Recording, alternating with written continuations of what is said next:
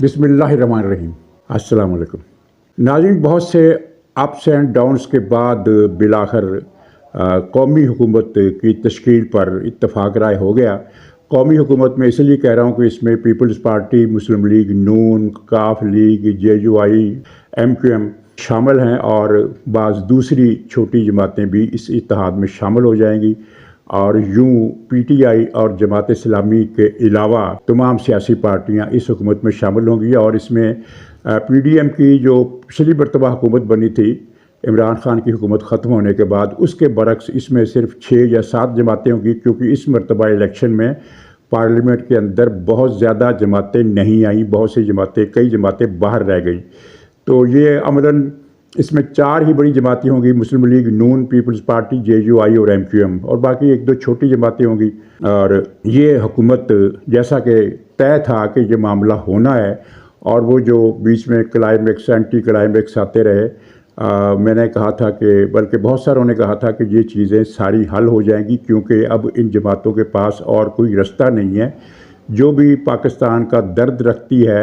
जो भी जमात पाकिस्तान का दर्द रखती है, चाहे वो किसी भी दर्जे का हो, वो इस मौके की नज़ाकत को समझ रही हैं, जिस तरह के हम बहुत सारे लोग नहीं समझ सकते, क्योंकि जो मामलात हैं, जो ख़तरनाक सूरत हाल है पाकिस्तान की, उसकी तफसीलात का सबको इल्म नहीं है। और इन सब मुश्किलात का जो बुनियादी महवर है वो मईशत है। और ये हुकूमत पाकिस्तान में पहली ऐसी हुकूमत होगी जो सियासी के बजाय माशी होगी। और ज़ाहिर है हर सियासी जमात का एक एजेंडा होता है, एक दूसरे से मुखालफत होती है, अपने मफादात होते हैं। तो इन जमातों में कोई भाईचारा और अखुव्वत की फ़ज़ा जो आइडियल होती है वो तो नहीं होगी, लेकिन बहरहाल एक मुश्तरका मकसद के लिए ये इत्तेफाक राय हो गया है। इससे पहले पीपल्स पार्टी ने ये ऐलान किया था कि वो मुस्लिम लीग नून की हुकूमत को वोट देगी, लेकिन वो अपोजिशन में बैठेगी। अमलन ये मुमकिन नहीं है, इसलिए कि जो पार्टी हुकूमत को वोट दे वो अपोजिशन में नहीं बैठ सकती, और फिर इसमें इस तरह की हुकूमत चल भी नहीं सकती थी, क्योंकि जो पार्टी हुकूमत से बाहर है वो आइन साजी में और कानून साजी में जो ज़रूरी अमूर होते हैं, वो अगर हर मरहले पर हुकूमत के साथ अदम तावन करे या नई शर्तें पेश कर दे, तो फिर ऐसी हुकूमत चल नहीं सकती। अब जैसा कि शुरू में अंदाज़ा था कि वज़ीर-ए-आज़म तो नवाज़ शरीफ साहब को बनना चाहिए, क्योंकि आलमी हालात का तकाजा भी ये है, और शहबाज शरीफ साहब की जो नातजुर्बाकारी है वफाकी हुकूमत के मामलात में, उसके पेश नज़र भी ये ज़रूरी ख्याल किया जाता था कि नवाज़ शरीफ को वज़ीर-ए-आज़म बनाया जाए। लेकिन आम इतला यही थी कि नवाज़ शरीफ साहब ख़ुद आगे नहीं आएंगे, और इसका इशारा भी उन्होंने एक मरतबा दिया था कि अगर अक्सरियत ना मिली तो फिर नवाज़ शरीफ साहब वज़ीर-ए-आज़म नहीं बनेंगे। ये इशारा मुस्लिम लीग के हलकों की तरफ से आया था। बहरहाल इस हुकूमत का जो असली कंट्रोल है वो नवाज़ शरीफ साहब के पास ही होगा, लेकिन असली कंट्रोल चाहे किसी के पास हो, ड्राइविंग सीट पर बैठे हुए आदमी के पास भी कुछ न कुछ मामलात होते हैं जिनकी वजह से वो डेविएट कर सकता है। बेहतर होगा कि शहबाज शरीफ साहब डेविएशन ना करें, क्योंकि पिछली मरतबा 16 महीने की जो हुकूमत थी उसके नतीजे में सबसे ज़्यादा नुकसान जो है वो मुस्लिम लीग नून को हुआ। पीपल्स पार्टी की पोजीशन जू की तू रही, और अगर मुतासर हुई तो वो मुस्लिम लीग नून की पोजीशन थी। अब इस हुकूमत के रास्ते में जो मुश्किलात हैं उनका हम सबको अंदाज़ा है, क्योंकि 3 महीने के बाद, 2 महीने के बाद IMF से भी मामला तय करने हैं, और फिर इसके नतीजे में महंगाई बढ़ेगी। अभी ये तय नहीं हुआ कि फार्मूला हुकूमत साजी का क्या होगा, किसमें जो कहा जाता था कि पहले 3 साल मुस्लिम लीग नून हुकूमत करेगी, बाद में 2 साल पीपल्स पार्टी। अगर ये फार्मूला चलता है तो इसका फ़ायदा पीपल्स पार्टी को होगा, इसलिए कि जितनी भी शर्तें IMF की पूरी करनी है, और जो महंगाई है और जो बहरान है उसको हल करने की ज़िम्मेदारी आएगी मुस्लिम लीग पर, क्योंकि 3 साल उसने हुकूमत करनी है। और जब हालात बेहतर होंगे तो हुकूमत बनेगी पीपल्स पार्टी की। ये चीज़ देखने की होगी। असूलन या इंसाफ का तकाजा तो ये है कि तमाम हुकूमत जो है वो एक ही फार्मूले, एक ही सेटअप के तहत 5 साल पूरे करे, वरना फिर ये होगा कि इसका ज़्यादा नुकसान मुस्लिम लीग को हो सकता है अगर उसकी कारकर्दगी मतलूबा तवक्कुआत के मुताबिक ना हुई। और अभी कई मामलात और भी तय होने हैं। मिसाल के तौर पर पीपल्स पार्टी का ये मुतालबा है कि तमाम आइनी ओहदे उसे दिए जाए, यानी सदर का, स्पीकर का और چاروں گورنرز کا، تو ظاہر ہے اس میں بھی لین دین ہوگا اور پیپلز پارٹی کو ان عہدوں میں سے کچھ تو ملیں گے، سارے گورنر نہ صحیح، 2 گورنر صحیح یا 3 صحیح، یا اسپیکر اور چیئرمین سینٹ میں سے ایک عہدہ، اس طرح کا ایڈجسٹمنٹ ہو جائے گی۔ ناظرین، یہ بہت بڑی ڈیولپمنٹ ہے، اور اس کے بعد پی ٹی آئی کا رستہ تو ایک مرتبہ پھر رک گیا ہے، اور ایک مرتبہ پھر سے مراد یہ ہے کہ پی ٹی آئی کے بارے میں کچھ لوگ جو یہ توقعات لگائے ہوئے تھے کہ اس کو واپسی کی کوئی نہ کوئی شکل دینا پڑے گی، تو وہ رستہ جو ہے وہ عمران خان نے علی امین گنڈا پور کو وزیر اعلیٰ پختونخوا نامزد کر کے خود ہی بند کر لیا ہے۔ اس کی بڑی وجہ یہ نہیں ہے کہ علی امین گنڈا پوری جو ہے اس کا اخلاق یا کردار بہت متنازع اور ذہنی صلاحیت بہت زیادہ پست ہے۔ پست کی مثال آپ یوں کریں کہ ایک مرتبہ اس نے یہ جب حکومت آئی تھی ان کی، تو اس نے علی امین گنڈا پور نے ٹی وی پر بیٹھ کر کہا تھا کہ اس حکومت نے کلبھوشن یادو کو رہا کر دیا ہے۔ تو اس سے کہا گیا کہ کب رہا کیا گیا؟ اسے رہا کیا گیا ہے، لیکن آپ کو پتہ نہیں ہے، یہ خفیہ خبر ہے۔ تو اس طرح کی ذہنی صلاحیت، اور جس طرح وہ گالیاں دیتا ہے، ہر سٹیج پر بھی گالیاں دیتا ہے، اس کی ٹیلی فون کالیں سنیں تو اس میں وہ گالیاں دیتا ہے، پھر وہ شراب پیتا، شراب کو اسلامی شراب اور وہ کیا بلیک لیبل وسکی کی بوتل میں کیا ہے یہ شراب ہے، اور اس کے ڈیرے سے شراب بھی اپنا برآمد ہوئی جب چھاپا پڑا تھا۔ اور پھر اخلاقیات کی اور بھی کئی کہانیاں، مثلا ایک مرتبہ ایک گاؤں میں، ڈیرہ اسماعیل خان کے ایک گاؤں میں ایک 16 سالہ لڑکی کو پہلے بہت بری طرح مارا گیا، پھر اس کے کپڑے اتار کر مکمل طور پر برہنہ کر دیا گیا۔ تو پی ٹی آئی کے ہی ایک ایم این اے نے، دلاور کنڈی نے، یہ کہا تھا کہ یہ سارا کام جو ہے اس کا ذمہ دار یہ علی امین گنڈا پوری ہے۔ پھر ایک قتل ہوا تھا، پی ٹی آئی ہی کے ایک لیڈر کا قتل ہوا تھا، اس قتل میں بھی اس کا نام لیا گیا، اور اب الیکشن سے کچھ ہی دن پہلے پی ٹی آئی کا ایک ناراض امیدوار جو تھا اس کو قتل کیا، تو اس میں بھی ان کا نام آیا۔ تو اس طرح کا کردار،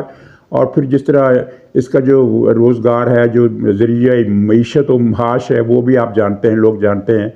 تو ظاہر ہے کہ یہ ایک انتہائی پست ذہنیت کا ثبوت دیا عمران خان اس کو وزیر اعلیٰ لگا کر۔ لیکن اس کے ساتھ ہی جو دوسرا اصل مسئلہ جو ریاست کو ایک چیلنج ہے، وہ یہ ہے کہ یہ علی امین گنڈا پوری 9 مئی کے واقعات میں ملوث تھا۔ اس نے فوجی تنصیبات پر براہ راست حملے کیے اور حملے کروائے، اور اس کے بعد یہ مفرور رہا۔ وہاں کی عدلیہ کی سہولت کاری کی مدد سے یہ سامنے نہیں آیا اور چھپا رہا۔ اس کو گرفتار کرنے کی کوششیں بھی ناکام ہوتی رہیں، لیکن اس کا مطلب یہ نہیں ہے کہ یہ اس کو اداروں نے یا ریاست نے معاف کر دیا ہے۔ اب اس کا نتیجہ کیا نکلے گا؟ اداروں کے اندر اگر کہیں عمران خان کے لیے کوئی رعایت والی گنجائش تھی کسی نہ کسی سطح پر، کسی نہ کسی صف پر، کسی نہ کسی لیول پر، تو وہ بھی اس کو نامزد کرنے سے ختم ہو گئی ہے۔ اب اداروں کے اندر ایک ریئیکشن جو ہے وہ پہلے سے زیادہ آئے گا، اور یہ بات بڑی واضح ہو جانی چاہیے کہ ایسی صورتحال میں اداروں کا رد عمل کیا ہو سکتا ہے۔ 9 مئی کے ملزموں کے لیے پہلے بھی کوئی معافی یا لچک نہیں تھی، اور اب اس کے بعد زیادہ سخت ہو جائے گی۔ تو یہ عمران خان نے اپنی طرف سے کوئی ٹرمپ کارڈ کھیلا ہے یا ماسٹر سٹروک لگایا، جو بھی کہہ لیں، لیکن دراصل عمران خان نے ایک سیاسی حماقت کی ہے۔ پہلے سے وہ مصائب اور مصیبتوں میں گھرے ہوئے ہیں، انہوں نے اپنے لیے ایک اور مسئلے کا اضافہ کر لیا ہے۔ تو یہ چیز جو ہے ان کو الٹی پڑ سکتی ہے، بلکہ خود پارٹی کے اندر بھی کچھ نہ کچھ ناراضگی ہوگی۔ اختلافات کی خبریں تو آ رہی ہیں، عاطف خان ہیں، شہرام صاحب، کئی لوگ ہیں۔ اگرچہ ان اختلافات سے پارٹی کو زیادہ نقصان اس لیے نہیں پہنچے گا کہ پختونخوا میں ان کی بہت بھاری اکثریت ہے، 2-4 آدمی اگر ناراض ہو بھی جائیں تو کوئی خاص فرق نہیں پڑے گا، لیکن معاملہ اس سے آگے بھی جا سکتا ہے۔ مثلاً انہوں نے یہ مجلس وحدت المسلمین سے اتحاد کا اعلان کیا قومی اسمبلی میں مخصوص نشستوں پر، تاکہ انہیں بھی کوٹا مل سکے، کیونکہ یہ ضروری ہے آئین کے تحت کہ آزاد امیدوار جو ہیں وہ تو انتخابات میں اثر انداز نہیں ہو سکتے، حصہ نہیں لے سکتے، ان کا ووٹ ہی نہیں ہوگا۔ تو کوٹا ہوتا ہے یعنی ہر جماعت کا کہ اس کے اتنے ارکان ہوں گے تو اس کو اتنی مخصوص سیٹیں ملے گی، تو یہ تو کوئی پارٹی نہیں ہے، تو اس کے لیے ضروری ہے کہ وہ کسی سیاسی پارٹی میں شامل ہوں۔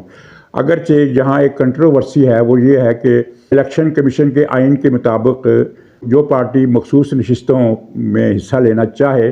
اس کو پہلے سے ایک فہرست بنا کر دینی پڑتی ہے کہ یہ ہمارے نام ہے، چاہے اس فہرست میں 100 آدمی ہوں اور اس کے کوٹے میں 10 آدمی آئے, 10 MN آئے, لیکن وہ لسٹ دینے کی مجاز ہے. تو مجلس وحدت المسلمین نے کوئی فہرست مخصوص نشستوں کے لیے نہیں دی تھی. اس لیے نہیں دی تھی کہ انہیں پتہ تھا کہ ہم 1 یا 2 سیٹیں ہی ہمارے حصے میں آئیں گی اور اس پر مخصوص نشستیں نہیں بنتی, تو انہوں نے لسٹ ہی نہیں دی. تو اب جیسا کہ وہ قمر دلشاد نے بھی یہ آئینی نقطہ بیان کیا ہے کل ہی کہ مخصوص نشستوں کے لیے وہ یہ جو لسٹ ہوتی ہے یہ الیکشن سے پہلے دینا پڑتی ہے, اب وہ نہیں دی جا سکتی. تو اب یہ دیکھنا پڑے گا کہ PTI کو اس سے فائدہ ہوگا یا نہیں ہوگا. اسی طرح مجلس وحدت المسلمین کے بارے میں ایک تاثر ہے, اور اس تاثر میں وزن بھی ہے کہ یہ ایک متشدد فرقہ پرست پارٹی ہے جس نے اسلام آباد میں ایک پنڈی میں ایک جلوس کے دوران ایک مسجد پر حملہ کیا تھا اور بہت ہی دردناک واقعہ پیش آیا. تو اس کی تفصیل بتانا اس وقت مناسب نہیں ہے, لیکن اس کے بارے میں یہ تاثر گہرا ہے کہ تحریک نفاذ فقہ جعفریہ کے برعکس اس جماعت کے کوئی فرقہ وارانہ ایجنڈے ہیں جو کہ مناسب نہیں ہیں. تحریک نفاذ فقہ جعفریہ صرف اپنے مطالبات کی حد تک رہتی ہے, جس طرح دوسری مسلکی جماعتیں ہیں, بریلویوں کی ہیں, دیوبندیوں کی ہیں, غیر سیاسی جماعتیں اس طرح کی ہیں. تو لیکن وحدت المسلمین کا جو ریکارڈ ہے, اور خاص طور پر گلگت کے حوالے سے جہاں ان کے عناصر, ان کی قیادت تو میں نہیں کہوں گا, لیکن ان کے بعض حامی بعض عناصر نے بڑے بڑے جلسے کیے اور بھارت سے ملنے کی باتیں کی. تو یہ چیز جو ہے یہ پختونخوا علاقے میں عمران خان کی سیاست کو متاثر کر سکتی ہیں. اگرچہ یہ جو شمولیت ہے یا انضمام یا جو بھی اس کو نام دے لیں, یہ ایک وہ ان کی سیاسی ٹیکنالوجی کا کی مجبوری ہے یا جو بھی ہے. اسی طرح انہوں نے پختونخوا اسمبلی میں جماعت اسلامی کا سہارا لینے کی کوشش کی, کیونکہ پختونخوا اسمبلی میں یہ مجلس وحدت کا کوئی نمائندہ نہیں ہے, وہاں جماعت اسلامی تھی ایک دن پہلے تک. تو انہوں نے وہاں جماعت اسلامی کا سہارا لینے کی کوشش کی, لیکن وہ جماعت اسلامی کے ایک تو یہ ہوا کہ اس کے جو 2 ارکان تھے پختونخوا کی اسمبلی میں وہ دوبارہ گنتی میں اپنی سیٹوں سے محروم ہو گئے. اب پختونخوا اسمبلی میں جماعت اسلامی کا کوئی آدمی موجود نہیں ہے. اور دوسری بات یہ ہے کہ جماعت اسلامی کی مرکزی قیادت تو PTI کو یقین دہانی کرا چکی تھی کہ ہم اتحاد کریں گے, لیکن پروفیسر ابراہیم صاحب جو ایک مؤثر دھڑا ہے, دھڑا سے مراد ہے کہ ان کا جو مؤثر حلقہ ہے جماعت اسلامی میں, اس نے انکار کیا. اس نے کہا کہ ہمارے PTI سے کوئی وہ مفاہمت یا سمجھوتا نہیں ہوا ہے. تو ایک تو یہ مسئلہ بن گیا. اگرچہ جماعت اسلامی کو امید ہے کہ وہ یہ دوبارہ تیسری مرتبہ گنتی میں یا چیلنج کریں گے الیکشن ٹریبونل میں یا کیا ہوگا, ان کو یہ 2 سیٹیں واپس مل جائیں گی. ہو سکتا ہے ان کا یہ خوشگمانی ہو, کیونکہ جو نئے رزلٹ آئے ان میں ووٹوں کا فرق بہت زیادہ ہے, آدھو آدھ کا فرق ہے. یہ کس طرح ہوا,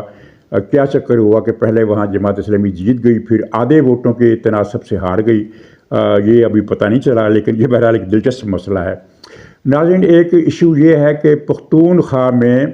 الیکشن کے دوران کم سے کم یہ اب پتہ چل رہا ہے کہ وہاں وفاقی یعنی ریاست کی ریٹ نہیں رہی تھی, کیونکہ پختونخوا کے بارے میں پتہ چلا ہے کہ وہاں الیکشن کی تاریخ کی بدترین دھاندلی ہوئی ہے, اور یہ دھاندلی انتخابی عملے کی مدد سے ہوئی ہے, بیوروکریسی میں PTI کے حامی عناصر کی مدد سے ہوئی ہے, اور اس میں TTP نے بھی کردار ادا کیا ہے. اور کم سے کم قومی اسمبلی کی 11 سیٹیں دھاندلی سے ان کے نتائج بدل ڈالے گئے. اور جیسا کہ مسلم لیگ کے ایک رہنما ہیں احمد ولی خان, انہوں نے بڑے دعوت سے کہا ہے کہ یہ میں 10 سیٹوں کی لسٹ دیتا ہوں, ان پر چیکنگ کرا لیں, وہ کیا اس کی دوبارہ گنتی کرا لیں, تحقیقات کرا لیں. تو یہ 10 کی 10 سیٹیں جو ہیں یہ PTI کے ہاتھ سے نکل جائیں گی, اور جو ان کے اصل امیدوار جیتے ہوئے ہیں وہ ان کو مل جائیں گی. تو انہوں نے چیلنج کے انداز میں کیا. تو پتہ چلا ہے کہ حکومت پاکستان نے بھی اس کا نوٹس لیا ہے, الیکشن کمیشن نے بھی ان معاملات کا نوٹس لیا, اور ہو سکتا ہے پختونخوا میں بہت ساری سیٹوں پر یا